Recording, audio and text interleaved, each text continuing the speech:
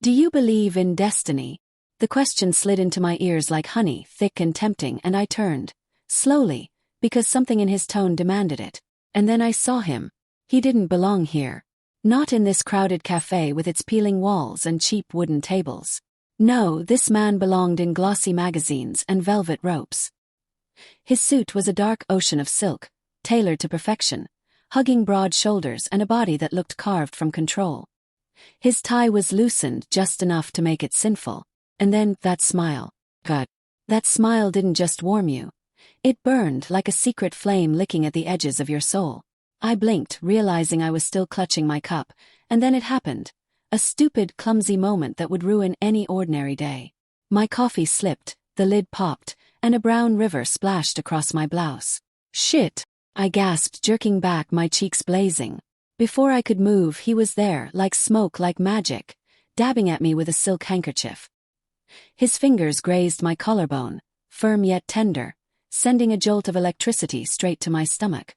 "Careful now," he murmured, voice so low it was almost a caress. "The world has a funny way of making us collide." I stared, frozen, drowning in the calm storm of his eyes. Deep, dark, and unreadable, like a man who had secrets buried in gold and blood. I'm so sorry," I stammered, trying to regain composure. "Don't be." He leaned closer, lips curving. "I like mess. Sometimes it leads to beautiful accidents." His name, Adrian Kane. I didn't know it then, but later, later, I would learn it was a name that could burn down empires. For now, all I knew was the stranger with the smile bought me another coffee, asked my name like it mattered, and listened like no man ever had. When he finally left, I was breathless. And when I Googled him hours later and saw the billionaire everyone whispered about, my heart stopped. Destiny. That wasn't what Adrian Kane gave me. It was what he stole. The first week after meeting Adrian felt like I'd been swept into a dream wrapped in silk and secrets. He didn't just call, he summoned me. And every time, it was somewhere more luxurious, more intoxicating than the last. Dinner on a rooftop garden overlooking Lagos lights that glittered like diamonds spilled across black velvet. A private art gallery where the only thing more beautiful than the paintings was the way his eyes studied me, as if I were his masterpiece. Adrian Kane knew how to make a woman feel like the center of the universe. And God, I let him. "You're different, Ava," he whispered against my ear one night as his arms snaked around my waist. "Every woman I've known wanted the world from me. You just breathe and it feels like enough." I melted into him, my heart pounding like a drum in a cage. Was this real? Was this what love was supposed to feel like? Dangerous, dizzying, like standing on the edge of a cliff and wanting to fall. But then came the first rule. Small thing. Harmless, or so I thought. "Promise me something," he said as his fingers traced lazy patterns along my thigh. Heat curling where he touched. "Anything," I breathed. "Never ask about my past. Some doors, once opened, can't be closed." His voice was velvet laced with steel. A part of me wanted to ask why, to demand answers, but his lips claimed mine before the question could leave. His kiss was a brand. Possessive, hungry, leaving no space for doubt, no air for suspicion. And I, like a fool, promised.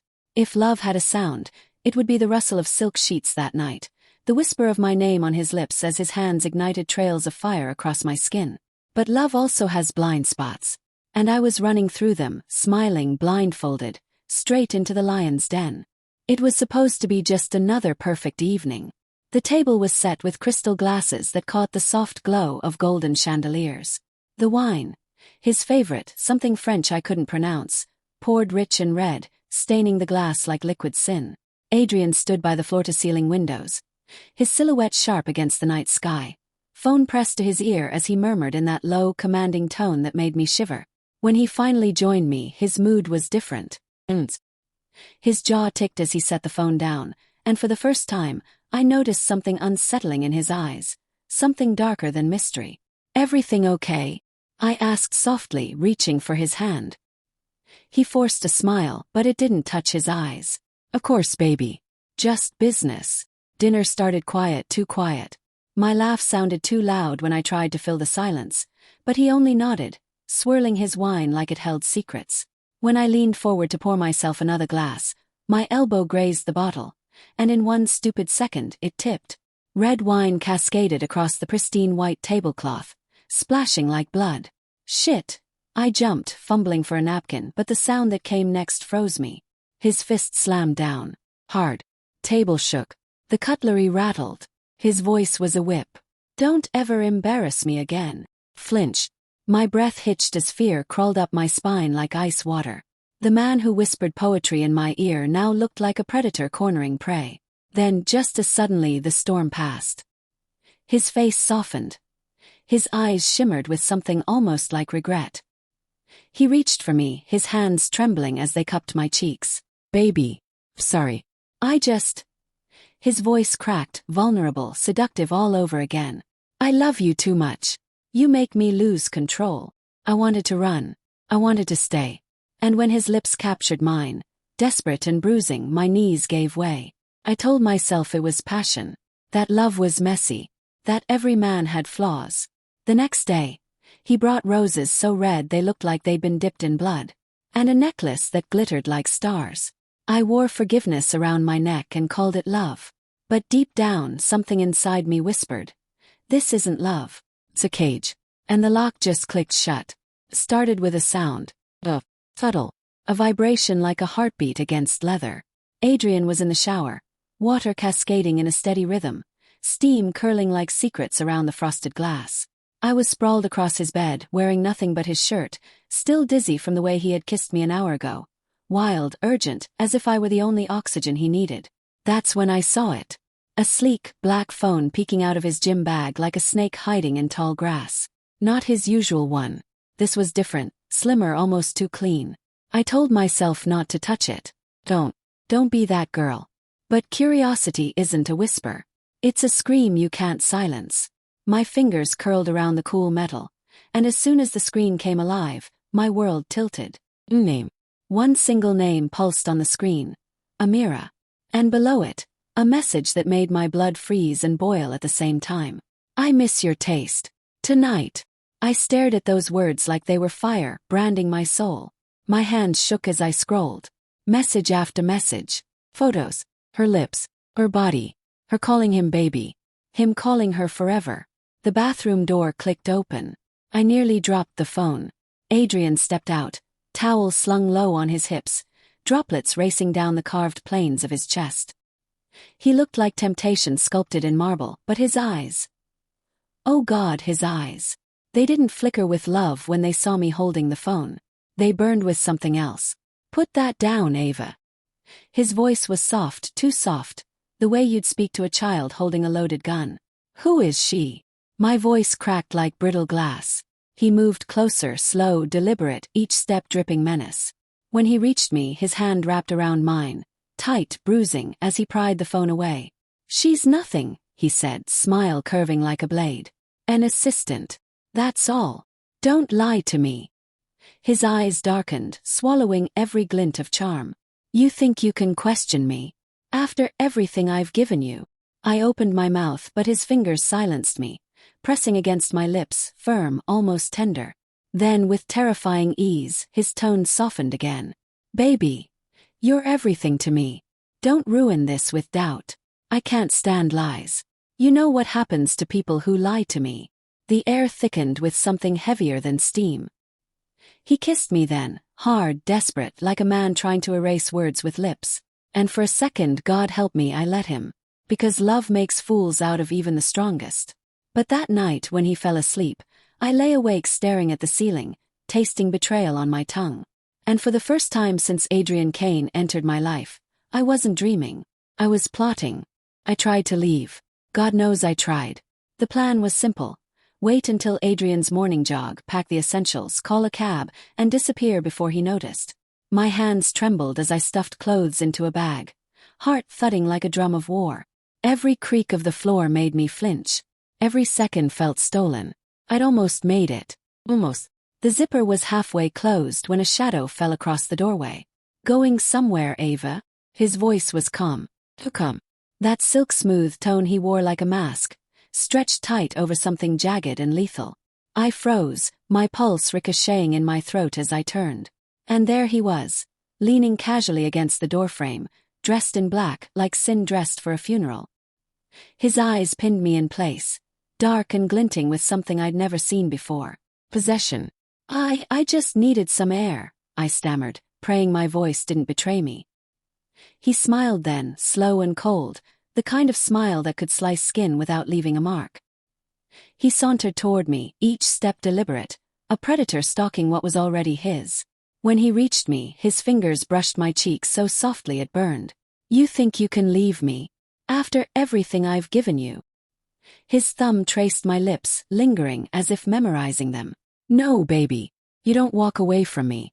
Not now. Not ever. I swallowed hard, my heart pounding so loud I thought he could hear it. Adrian, please. Shoo. The sound cut through me like a blade dipped in honey. His arms caged me against the wall, his breath hot against my ear. You're mine. Do you understand? Mine. When I didn't answer fast enough, his hand slid to my throat, not squeezing, just resting there, heavy with promise. My breath caught, fear tangling with something shameful, something dark and electric. My body betrayed me, shivering under his touch even as my mind screamed run. He kissed me then, hard, claiming, almost cruel. His mouth tasted of power, of chains disguised as love. And when he pulled back, his eyes softened again like nothing had happened. Let me take care of you, he whispered, brushing a tear from my cheek. The world out there will eat you alive. I'm the only one who can keep you safe. That word tasted bitter as ash. From that day my world shrank. He cut me off from friends, blocked calls, changed passwords, changed locks. The house became my prison, and Adrian Kane my warden. And every night, when he slid into bed and curled around me like a vice, whispering promises of forever, I lay there smiling through the ache in my chest, because now I understood something. This wasn't love. It was a leash. And every link was forged from the pieces of my broken will. The first clue was a ring. I wasn't looking for it. God knows I didn't want to find anything anymore. I'd learned to smile through Adrian's mood swings, to swallow his rules like bitter pills, to pretend the gilded cage wasn't strangling me. But that night, as I folded his shirts in the walk-in closet that smelled of expensive cologne and lies, something metallic slid from the back of the drawer. A ring. Not just any ring. A man's wedding band. Thick, polished, engraved on the inside with a name that made my blood run cold. Amira. My hand shook so violently I nearly dropped it. My chest constricted, lungs collapsing as if the walls were pressing in. Memories flashed, messages on the secret phone, the tone in his voice when he spoke her name, the possessiveness that had nothing to do with me. Amira wasn't an assistant. She was his wife. The sound of footsteps behind me made me whirl, the ring clutched like a weapon. Adrian leaned in the doorway, his silhouette cutting through the soft amber light. His eyes fell on the ring and then on me. You've been snooping again, he said softly, almost tenderly. Who is she? My voice cracked, jagged with terror and rage. He didn't answer right away. Instead, he walked toward me slowly, each step echoing in my bones. When he reached me, he plucked the ring from my trembling fingers and rolled it between his own like a coin of fate. She was everything, he said finally, his tone so calm it chilled me. Everything I ever wanted.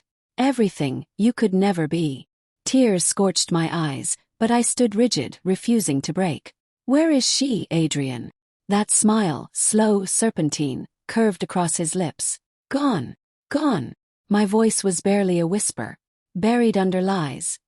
Just like you will be if you try to leave me again. The words slithered into me, coiling around my spine, freezing me from the inside out. I stumbled back, but his hand shot out, gripping my wrist with bruising strength. Don't cry, baby, he murmured, brushing my cheek with his other hand, the gesture so tender it made me sick. You're safe with me. Safer than anyone else could ever make you. Do you understand? That word again, rotting sweet on his tongue. When he kissed me, I tasted something metallic on his lips, something like blood or rust or death. His arms locked around me, strong and suffocating, his whispers sinking like hooks into my skin. You belong to me, Ava. And if I can't love you in life, I'll love you forever. In death. That night, I lay in the dark, his breath warm against my neck, my body rigid while his hand rested on my waist like a shackle. My mind spun with one truth. If I didn't act, I'd end up like Amira. The woman who vanished. The woman who was once everything. The woman who was now nothing. And that's when I decided. Adrian Kane may own my body, but he would never own my ending. The moment Adrian slept, I lay there in the darkness, staring at the ceiling, listening to his steady breathing. It was almost peaceful, like sleeping next to a man who wasn't a monster. Almost. But the weight of his arm over my waist was a chain, and the scent of his skin, that intoxicating mix of sandalwood and sin, was now poison. I had two choices: wait for him to kill me or kill him first. For 2 days I played my role perfectly. Smiled. I laughed at his jokes. I wore the silk dresses he loved and sat on his lap when he beckoned, even when every nerve in my body screamed to recoil. I let his hands wander. His lips claim mine like I was air and he was drowning. And when he whispered forever against my neck, I whispered it back, soft as a blade sliding between ribs. But in my mind, forever had an ending. The plan formed like smoke curling in the dark. His favorite wine, aged to perfection, would be the chalice. The poison, I researched carefully, in stolen moments when he thought I was reading magazines. Tasteless, colorless, fatal in silence. The night came dressed in velvet and candlelight. I cooked his favorite meal, the aroma sweet and heavy with promises. I slipped into the red silk slip he once said made me look like temptation walking. My reflection in the mirror startled me. Eyes hard as onyx, lips curved in a smile that wasn't mine anymore. He walked in, all dark power and lethal charm, and his eyes devoured me whole. "God, Ava, you look like sin." "Then eat me alive," I purred, sliding into his arms. His hands gripped my hips like iron shackles, his mouth claiming mine in a kiss that scorched and suffocated all at once. When he pulled back, I saw it in his gaze. Desire, obsession, and that flicker of control he wore like a crown. We drank. I laughed like a woman in love, my fingers tracing his jaw as he sipped the wine. Every swallow was a prayer to the devil I'd become. "Drink, Adrian. Drink and drown in the ocean you filled with your lies." "To us," I whispered, lifting my glass. "To forever," he smirked, clinking his against mine. I watched his lips wrap around the rim of the glass, watched the poison slip into his perfect mouth, and for the first time in weeks I felt free. But fate is the cruelest accomplice. Hours passed. He didn't falter, didn't choke, didn't die. Instead, his eyes gleamed sharper, like he knew every thought I'd ever had. And then, as if peeling back the skin of my soul, he said softly, "Baby, did you really think you could kill me?" The glass slipped from my fingers, shattered, so did my breath. And in that moment, I realized something far more terrifying than death. Adrian Kane wasn't just dangerous. He was smarter than me. And he wasn't done playing. The sound of my heartbeat drowned everything else. The ticking clock, the crackle of the fire, even Adrian's voice as it slithered through the silence like smoke. "Did you really think you could kill me, Ava?" He stood across the room, glass in hand, his smile carved from sin and supremacy. He looked amused, like this was a game. Like my rage, my fear, my desperate claw for freedom were just pieces on his chessboard. "I don't know what you're talking about," I whispered, my voice trembling, betraying the storm inside. He chuckled, a dark, low sound that crawled under my skin. "You forget who I am, baby. I built empires on betrayal. Do you think I wouldn't see it in your eyes?" He moved closer, slow and deliberate, every step pulling the air from my lungs.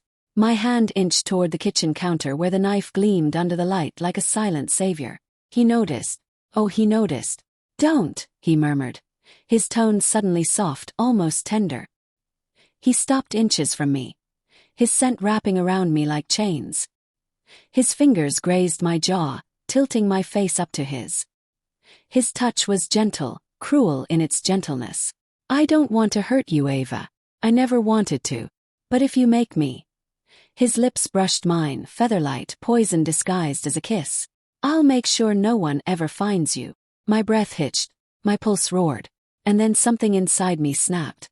The knife was in my hand before I knew it, gleaming like vengeance. Swung. He caught my wrist mid-air with inhuman speed, twisting until pain exploded up my arm. I gasped, tears springing to my eyes as the knife clattered to the floor. "God, you're beautiful when you fight," he growled, slamming me against the counter, his breath hot and hungry on my face. The heat between us was a paradox, rage and desire tangling in a fatal dance. His lips crashed onto mine, bruising, claiming a kiss that tasted like blood and betrayal. Bit him. Hard. Copper flooded my tongue as he cursed, shoving me back. My hand shot out, grabbing the broken shard of glass from the table. And before he could stop me, I drove it into his side. His eyes widened, not with pain but with something darker. Admiration. "You finally learned," he rasped, blood seeping between his fingers as he staggered. I didn't wait. Ran. Out of the kitchen. Down the hall. My bare feet slapping against marble. Lungs burning with terror and triumph. Behind me, his voice thundered. "You can't escape me, Ava. Love like ours doesn't end. It kills." The front door loomed like salvation. My fingers fumbled with the lock. Click. Freedom. Cold night air slapped my face as I bolted into the darkness. I didn't look back. Not when I heard him laugh, a low, chilling sound that promised this wasn't over. Not when I felt the weight of his words clawing at my spine. "You belong to me." And as I disappeared into the night, breath ragged, heart splintered, I realized something far worse than death. He was right. Because even as I ran, even as blood stained my hands, I could still taste him on my lips. And God help me. I wanted more. I ran but I couldn't hide. This was just the beginning. Please click on the subscribe button to be notified for part 2.